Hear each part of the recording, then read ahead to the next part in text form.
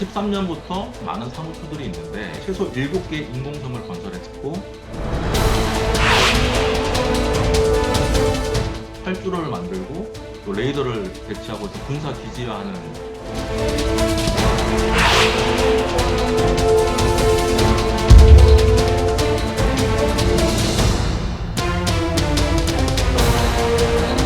Chàng ơi, má.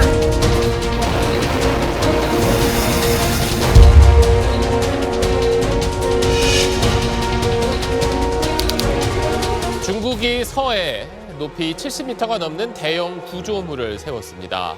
중국이 서해를 내해화하겠다. 즉 중국이 자신의 앞마당으로 만들겠다는 일종의 회색지대 전술이 아니냐.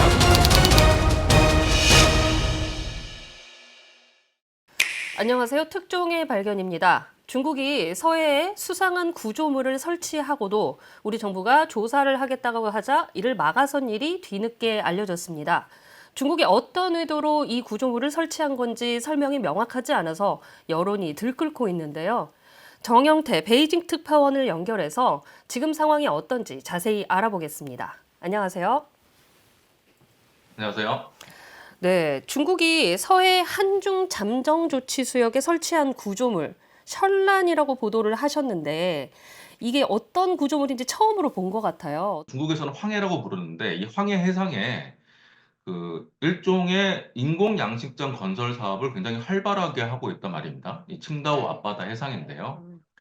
그래서 혹시 중국이 발표한 대규모 인공 양식장을 그동안 설치한 이 구조물이 이번에 서해에서 발견됐다는 그 수상한 구조물이 아니냐라는 부분에 대해서 취재를 했고, 거기에 대해서 중국이 만든 이 인공 구조물, 이 셜란이라고 부르는데요. 이 셜란 1, 2호기가 모두 한중 잠정 조치 수역에 설치가 돼 있다. 이런 내용을 확인을 받았습니다. 중국 정부에서는 인정하고 있는 건 아니고요. 중국 측이 중국 앞바다 해상이라고만 했지 이것이 한중 잠정 조치 수역에 설치됐다는 이야기는 하지 않았거든요. 근데 우리 정부 당국이 이번에 중국이 설치한 이 설란의 설치 지점이 한중 잠정 조치 수역에 있다는 것을 확인한 겁니다. 이거를 중국이 언제 그럼 설치를 한 건가요? 네, 말씀드린 대로 이 셜란 1, 2호기는 중국이 이 세계 최대 규모로 자랑하는 잠수식 케이지형 양식장인데요. 셜란 1호기 같은 경우는 2018년에 이미 설치가 됐습니다. 셜란 2호기는 중국 측 정보를 보면 지난해 5월에 조선소에서 육상에서 건조됐다는 사실이 확인이 되거든요. 네. 그리고 어, 지난 1월에 실제로 이 셜란 2호기에서 연어를 양식하는 작업을 했다라는 내용이 확인이 됩니다. 그렇기 때문에 지난해 말 정도에 설치가 되지 않았을까 추정하는 것이고요.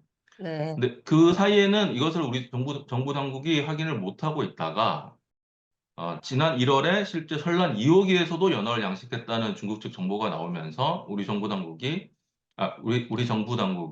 셜란 2호기의 위치를 확인했을 때 한중 잠정 조치 수역에 설치됐다는 부분을 확인한 겁니다. 우리 정부도 뒤늦게 알게 됐다라는 거죠. 그렇죠. 2018년에 설치된 셜란 1호기는 직경이 60m에 높이가 38m 정도거든요. 근데 이 양식 가능한 이 공간이 5만 세제곱미터라고 하는데 이것만으로도 동시에 한 30만 마리의 연어를 양식할 수 있는 대형 시설이라고 합니다. 네. 근데 그 뒤에 설치된 이 셜란 2호기는 이거보다 더 커져가지고 직경이 70m에 높이가 71m를 넘고요. 근데 문제는 네.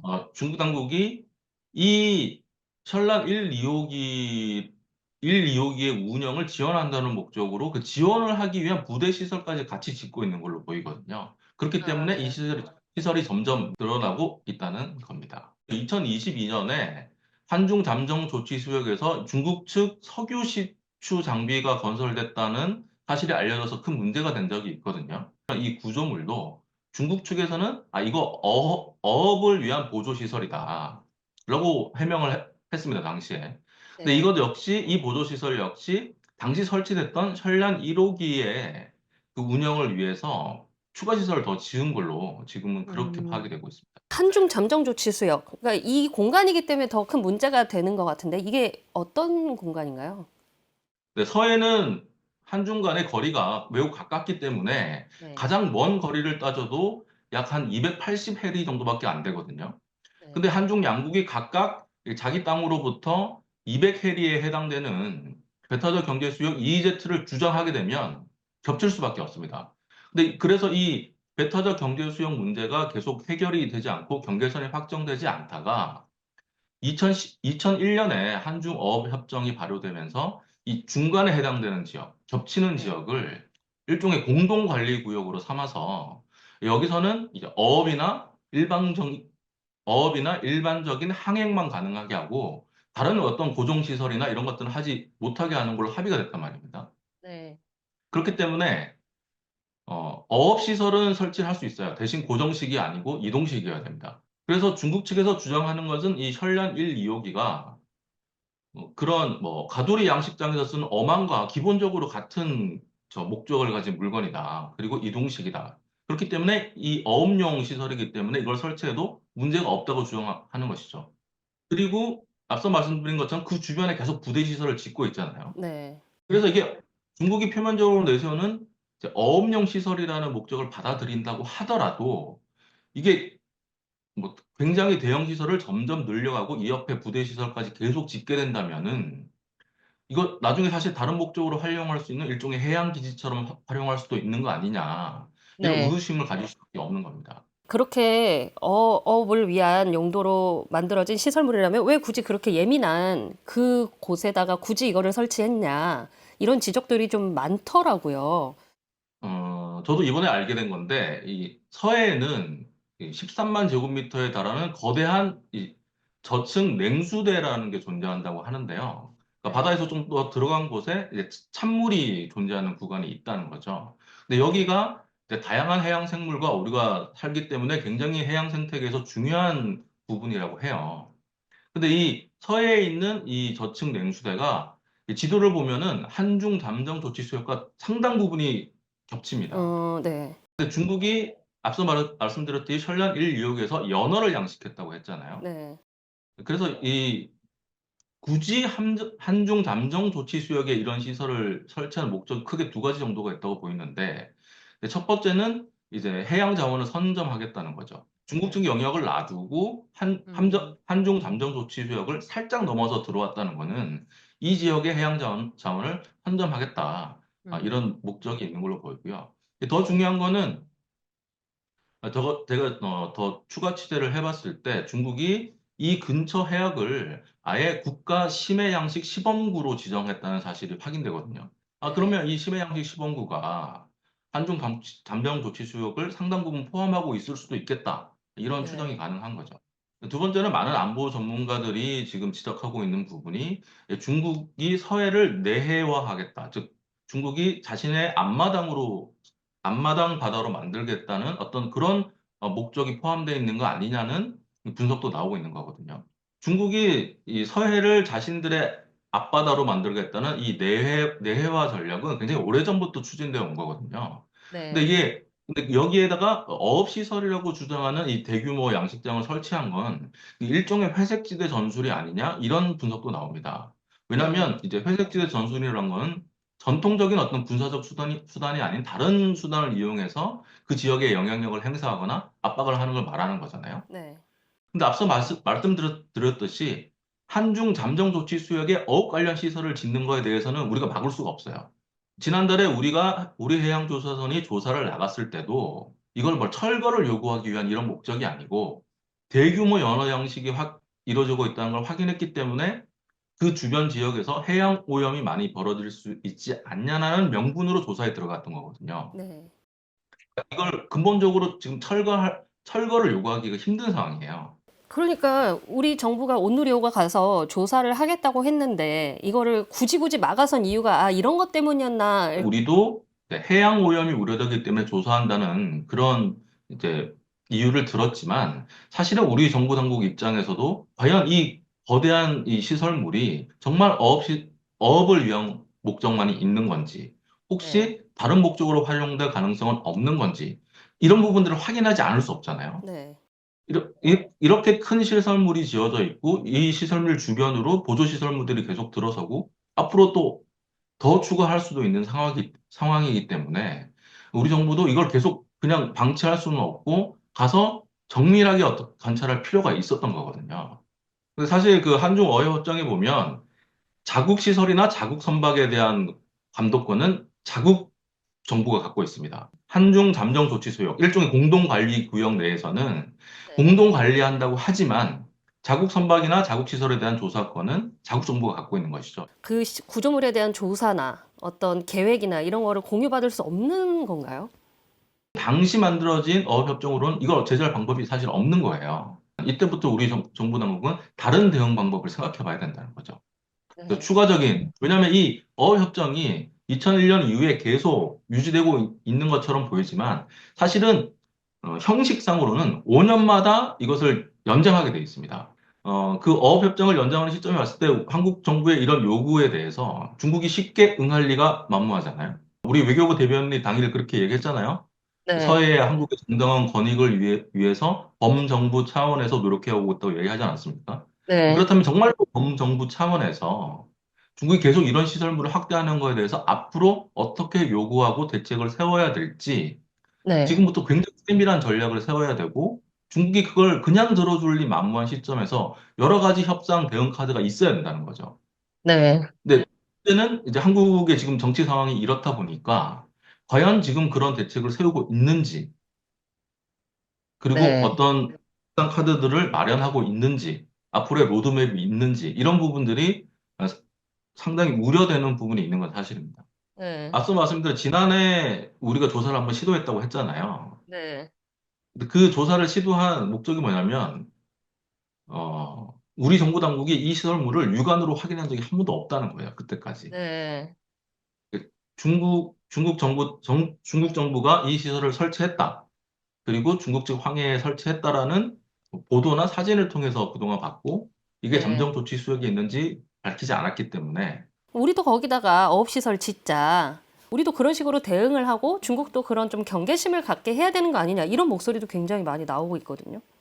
그게 우리의 뭐 선택지 중에 하나라고 말씀하시는 분들도 분명히 계신데요. 네. 근데 이 설날 1, 2호기 뭐 영상을 보시면 아시겠지만, 이거 어디서 만들었냐면 중국에 있는 대형 조선소에서 만든 겁니다. 네.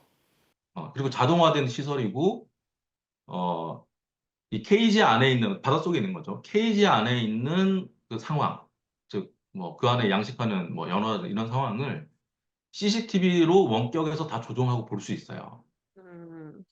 이 시설물을 우리도 막 똑같이 만들자라고 해서 지금 당장 쉽게 한 번에 뚝딱 만들어낼 수 있는 시설물이 아니거든요. 네. 조선소에서 건조한 일종의 뭐, 거대한 해양 기지 같은 거죠.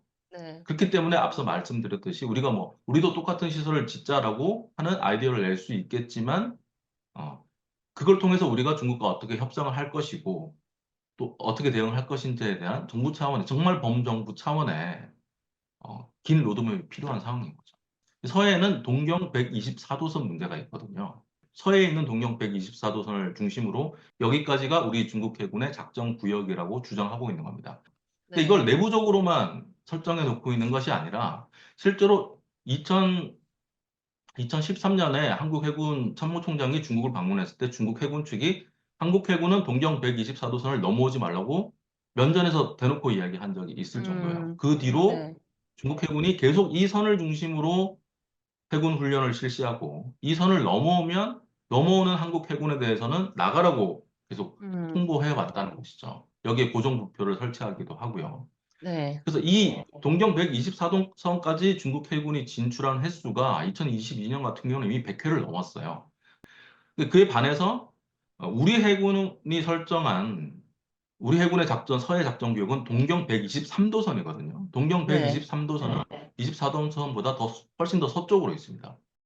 즉, 이 123도선과 124도선 사이의 이 영역은 사실상 공해고 이 네. 대부분은 한중 잠정 조치 수역과 겹칩니다. 근데 중국은 이것을 124도선까지 밀어서 중국의 영향력을 더 확대하려고 하고 있는 것이죠. 그렇기 때문에 이 설란 1, 2호기를 같은 대형 양식 시설을 계속 이 지역에 투입하는 게 이 서해 내외화 시도와 일정 부분 관련이 있는 게 아니냐고는 의구심을 가질 수밖에 없는 거예요. 사실 이제 중국이 이거를 어떤 연구 시설물로 만들어서 이제 영유권을 주장할 것이다. 이런 주장이 나오는 근거가 사실 남중국해에서 중국이 이제 보였던 행태를 보면 당연히 이렇게 자연스럽게 유추가 되는 부분인데, 예, 중국이 사실은 2013년부터 이 남중국해에 있는 많은 사무처들이 있는데 여기에 최소 7개 인공섬을 건설했고 활주로를 만들고 또 레이더를 배치하고 해서 군사 기지화하는 그런 움직임을 보였고 여기에 대해서 이제 필리핀이나 베트남 같은 그 주변 나라들이 굉장히 크게 반대했잖아요. 근데 사실 네. 2016년에 중국의 이런 인공섬 계획과 또 구단선 영유권 주장에 대해서 국제상설중재재판소가 결국은 판결을 내렸단 말이죠.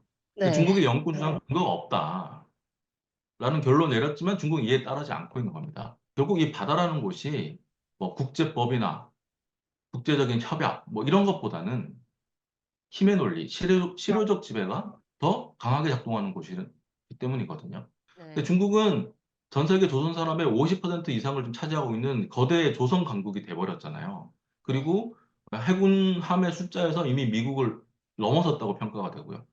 그만큼 중국의 해군력, 해경력이 커지다 보니까 이 바다에서는 아무리 뭐 레이더상, GPS상 뭐 배타적 경제 수역이 어떻고 영해가 어떻고 이야기를 하더라도 실효적 지배를 통해서 힘의 논리로 부딪히게 되면 이걸 막아낼 방법이 마땅치 않다는 거죠. 그러니까 중국이 그렇게 인공섬 처음에 만들 때만 해도 아무도 몰랐잖아요. 이게 그런 큰 계획이 있을 거라고는. 최근에 어떤 계획까지 나왔냐면 중국이 남중국해 심해 기지를 건설하겠다는 계획까지 내놨거든요. 즉 네. 어, 아주 바다 밑에 일종의 우주 정거장처럼 바다 우주 정거장 같은 기지를 건설해서 거기에 뭐 잠수정이 정박할 수도 있고 심지어 거기에 중국 입장으로는 뭐 연구원이라고 표현합니다. 해양 환경을 연구하기 위한 인원들까지 거기 한 달 이상 상주하면서 네. 해양 환경 관찰하겠다고 하는데 이런 심해 기지는 그야말로 뭐 해양 연구 관찰을 위한 시설이기도 하면서 영유권과 실효적 지배력을 확대하기 위한 기지가 될 수도 있는 거잖아요. 네. 결국은 중국의 전략이라는 것은 남중국해에서 인공섬뿐만 아니라 심해 기지까지 만들어서 저 바다의 상층부터 하층까지 모두 지배력을 확대하겠다. 이런 식으로까지 지금 확대되고 있는 겁니다. 어떻게 보면 더 큰 해양 안보 전략이 관련돼 있는 거거든요. 네. 사실 그 중국 대륙 국가인 중국이 해양 국가인 미국의 패권을 넘어서기 위해서는 이제 해양력의 강화와 태평양 진출이 필수적이라고 보고 있잖아요. 네. 사실 최소한 미국과 태평양을 반반씩은 나눠 갖겠다는 게 중국의 전략인데 음. 그걸 위해서 중국이 설정한 기본적인 개념이 도련선이라는 겁니다. 근데 문제는 뭐냐면 이 제1 도련선을 보면 이 가장 기본선이죠. 제1 도련선이 바로 서해 그리고 동중국해, 타이완 해협 그리고 남중국해까지 이어진다는 겁니다. 이 제1 도련선 우리의 서해와 일본과 분쟁을 빚고 있는 동중국해 그리고 미국과 항상 부딪히는 타이완 해협 그리고 마지막에는 남중국해까지 다 이 제1 도련선 안에 들어가 있거든요. 그러니까 중국의 이 대전략에서는 이 서해부터 남중국해까지 이어지는 쭉 이 해양 경계선을 다 자기 영역 안으로 갖고 오겠다는 큰 대전략이 있는 겁니다. 생각보다 이 서해로 저희가 이제 관심을 다시 받기는 시작했지만 이 중국의 해상 패권을 향한 이제 야욕과 뭐 또 그걸 두고 볼 수 없는 이제 미국의 경쟁이 앞으로 더 치열해질 것 같은데요. 중국의 생각은 뭐냐면 미국이 이 세계 1위의 초강대국이 된 배경에는 결국은 이 전 세계 바다에 대한 통제권을 가지고 있기 때문이라고 생각하거든요. 그래서 중국 입장에서는 이 미국 패권을 넘어서기 위해서는 중국이 미국을 넘어서기 위해서는 미국이 갖고 있는 해양 지배권 이거를 약화시키거나 가져오지 못하면 중국이 미국을 절대로 넘어설 수 없다는 것이 중국의 생각이에요. 그렇기 때문에 네. 앞서 말씀드린 서해나 동중국해, 타이완 해협 그리고 남중국해 같은 이런 제1 도련선 안에서의 중국의 영향력을 확대하는 것이 제1급선무라고 생각하는 거죠. 그렇기 때문에 지금 서해와 동중국해, 남중국해에서 벌어지는 일들이 각각 떨어져 있는 곳에서 발생하는 별개의 일처럼 보이지만 사실 중국의 입장에서 중국의 위치에서 시각을 갖고 보게 되면 다 연결되어 있는 일종의 일이라고도 할 수 있을 것 같다는 거죠. 네, 오늘 말씀 잘 들었습니다. 감사합니다. 감사합니다.